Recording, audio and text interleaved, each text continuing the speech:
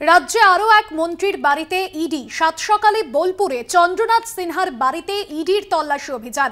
ইডির নজরে ক্ষুদ্র ও মাঝারি শিল্পমন্ত্রী শিক্ষক নিয়োগ দুর্নীতি মামলায় তদন্ত। কেন্দ্রীয় বাহিনীকে সঙ্গে নিয়ে ইডির তল্লাশি অভিযান। মুরারয়ে গ্রামের বাড়িতে রয়েছেন চন্দ্রনাথ সিনহা, বোলপুরের বাড়িতে রয়েছেন তার স্ত্রী ও দুই ছেলে। চন্দ্রনাথকে ফোন করে ডাকলেন ইডি আধিকারিকরা। মুরারয়ে গ্রামের বাড়িতে রয়েছেন চন্দ্রনাথ সিনহা এবং দীর্ঘ কয়েক ঘন্টা অতিক্রান্ত সাত সকালেই শিক্ষক নিয়োগ দুর্নীতি মামলায় বোলপুরে চন্দ্রনাথ সিনহার বাড়িতে পৌঁছেছেন ইডি আধিকারিকরা। চন্দ্রনাথ সিনহা তিনি বাড়িতে নেই, লোকসভা ভোটের প্রচারে তিনি নিজের ভিটে অর্থাৎ বীরভূমের মুরারইতে রয়েছেন। ফোন লাইনে রয়েছেন প্রতিনিধি মনা বীরবংশী। মনা, ইতিমধ্যেই চন্দ্রনাথ সিনহা তিনি রওনা দিয়েছেন বোলপুরের উদ্দেশ্যে। আর কি তথ্য পাচ্ছ, নতুন করে কি আপডেট রয়েছে এই মুহূর্তে?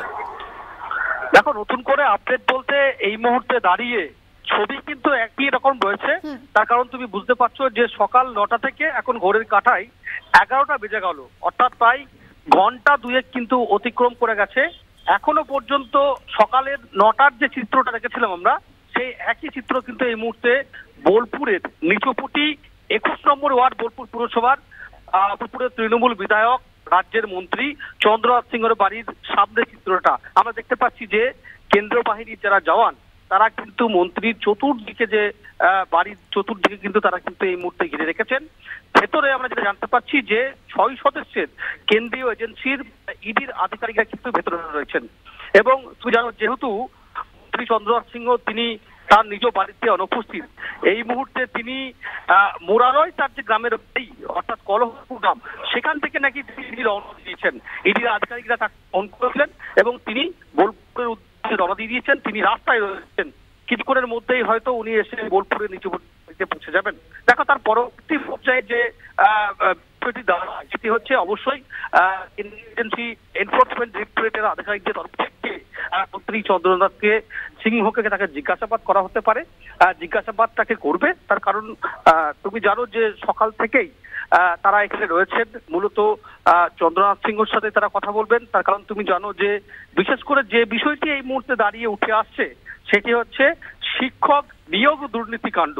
তার কারণ হচ্ছে এর আগেও যে চার্জশিট বিভিন্ন সময় হয়েছিল, সেই সময় আমরা দেখেছিলাম বারবার করে মন্ত্রী চন্দ্রনাথ সিংহের নাম কিন্তু উঠে এসেছিল যে তার দ্বারা রিক্রুটমেন্ট হচ্ছে অবৈধভাবে, অনৈতিকভাবে। খুব স্বাভাবিকভাবেই শিক্ষক নিয়োগ দুর্নীতি কাণ্ডে মন্ত্রী চন্দ্রনাথ সিংহের ভূমিকা ঠিক কি ছিল, কোথায় কিসের বিনিময়ে, কোন অর্থের বিনিময়ে, কত টাকার অর্থ বিনিময়ে সে নিয়োগ প্রক্রিয়া চালিয়েছিল, এই সামগ্রিক বিষয়টা তদন্ত সাপেক্ষ।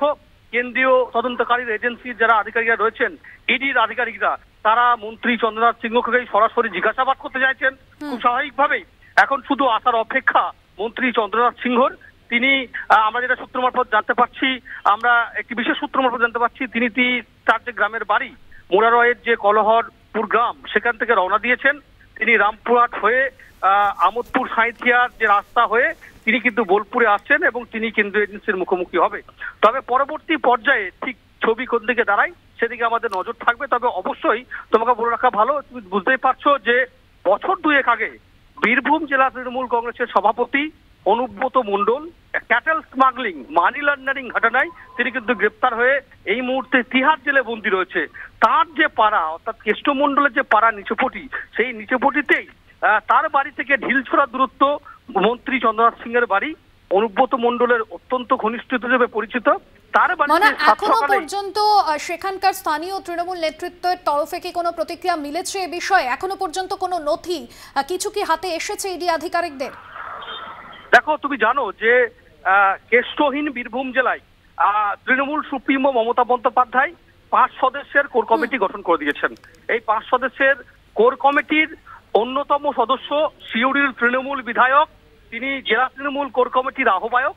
তাকে আমরা জিজ্ঞাসাবাদ করেছিলাম। এখনো পর্যন্ত জেলা তৃণমূল নেতৃত্বের তরফ থেকে কোনো রকম কোনো কিছু বিবৃতি দেওয়া হয়নি, যেহেতু এটি একটি কোর্ট ম্যাটার। তুমি জানো যে আদালতের নির্দেশ অনুযায়ী কেন্দ্রীয় এজেন্সি এনফোর্সমেন্ট ডিরেক্টরেট, কেন্দ্রীয় এজেন্সির আধিকারিকরা তদন্ত করছে। খুব স্বাভাবিকভাবেই তৃণমূল নেতৃত্বের তরফ থেকে এখনো পর্যন্ত কোনো কিছু প্রতিক্রিয়া দেওয়া হয়নি। তবে আমরা যোগাযোগ চালিয়ে যাচ্ছি, কি বলছেন তারা, তাদের মতামত আমরা কিন্তু তুলে ধরবো, অত্যন্ত গুরুত্বপূর্ণ তার মতামত। তবে অবশ্যই তোমাকে বলে রাখা ভালো যে এই যে সকাল থেকে একেবারেই তুমি জানো যে কড়া নিরাপত্তায় রয়েছে। সেখানে আমরা দেখতে পাচ্ছি যারা কেন্দ্রীয় বাহিনীর জওয়ানরা রয়েছে, সেখানে মহিলারাও রয়েছেন দেখতে পাচ্ছি, মহিলা কেন্দ্রীয় বাহিনীর জওয়ান। তাদেরকে নিয়ে তারা সুসজ্জিত অবস্থায়, সশস্ত্র অবস্থায় তারা কিন্তু ঘিরে রেখেছে বাড়ি মন্ত্রীর।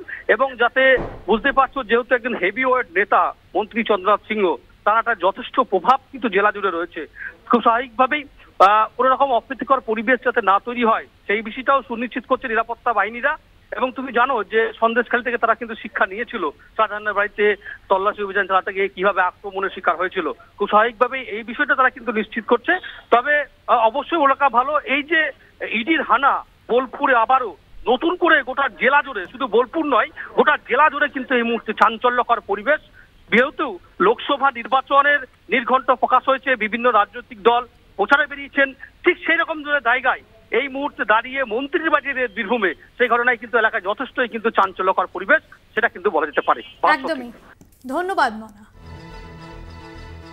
বোলপুরে চন্দ্রনাথ সিনহার বাড়িতে আজ 7 সকালে পৌঁছন এনফোর্সমেন্ট ডিরেক্টরেটের আধিকারিকরা।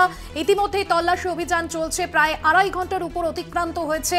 তবে চন্দ্রনাথ সিনহা তিনি লোকসভা ভোটের প্রচারে রয়েছেন এবং যার জন্য তিনি বীরভূমের মুরারইতে ছিলেন। তবে চন্দ্রনাথ সিনহাকে ফোন করে ডাকলেন ইডি আধিকারিকরা। ইতিমধ্যেই তিনি বোলপুরে তার নিজের বাড়ির উদ্দেশ্যে রওনা দিয়েছেন। আর কিছুক্ষণের মধ্যে তিনি বোলপুরে এসে পৌঁছবেন এবং তারপর ইডি আধিকারিকরা তাকে জিজ্ঞাসাবাদ করবেন। তবে এই মুহূর্তে চন্দ্রনাথ সিনহা তিনি বোলপুরের বাড়িতে নেই। সিআরপিএফ এর জওয়ানরা তার বাড়ি ঘিরে রেখেছেন। মন্ত্রীকে ফোন করে ডাকলেন ইডি আধিকারিকরা। যেমনটা জানা যাচ্ছে যে শিক্ষক নিয়োগ দুর্নীতি মামলাতেই তার বাড়িতে পৌঁছেছেন ইডি আধিকারিকরা। সেই ছবি আপনাদের সামনে তুলে ধরছি। আজ সকাল থেকেই কিন্তু শিক্ষক নিয়োগ দুর্নীতি মামলায় কলকাতা সহ রাজ্যের একাধিক জায়গায় অ্যাকশন মোডে ইডি আধিকারিকরা। সিপিএম নেতা তন্ময় ভট্টাচার্য এই মুহূর্তে আমাদের সঙ্গে ফোন লাইনে রয়েছেন। তন্ময় বাবু, ইডি আধিকারিকরা সকালেই পৌঁছেছেন বোলপুরে রাজ্যের মন্ত্রী চন্দ্রনাথ সিনহার বাড়িতে এবং যেমনটা জানা যাচ্ছে যে শিক্ষক নিয়োগ দুর্নীতিতে তার যোগসূত্র রয়েছে, এমনটাই ইডি আধিকারিকরা মনে করছেন। কিভাবে দেখছেন এই বিষয়কে আপনি? তৃণমূল কংগ্রেসের 90 ভাগ মন্ত্রী, 80 ভাগ এমএলএ, 95 ভাগ এমপি, 70 ভাগ কাউন্সিলর, 80 ভাগ পঞ্চায়েত মেম্বারের বাড়িতে ইডি সিবিআই এর হানা দেওয়া প্রয়োজন। তৃণমূল কংগ্রেস আপাদমস্তক একটি দুর্নীতিগ্রস্ত দল এবং এই দলের সব নেতা কর্মীরা বিভিন্নভাবে দুর্নীতির সঙ্গে যুক্ত। এরা কেউ নদের চাঁদ না, এরা সবাই কলঙ্ক মাখা দুর্নীতির চাঁদ। সুতরাং চন্দ্রনাথ সিনহার বাড়িতে ইডির হানা দেওয়াটা অস্বাভাবিক কিছু না। বেশ করেছে, হানা দিয়েছে, এদের সকলকেই গ্রেপ্তার করা উচিত।